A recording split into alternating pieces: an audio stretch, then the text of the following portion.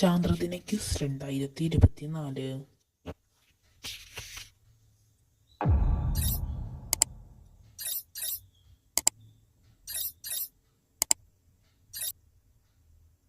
ചൊവ്വയിൽ ജീവന്റെ സാന്നിധ്യം തേടി 2011 നാസ വിക്ഷേപിച്ച പേടകം ഏത്? ഉത്തരം ക്യൂരിയോസിറ്റി. പ്രപഞ്ചം വികസിക്കുകയാണ് എന്ന് കണ്ടെത്തിയ ശാസ്ത്രജ്ഞൻ ആര്?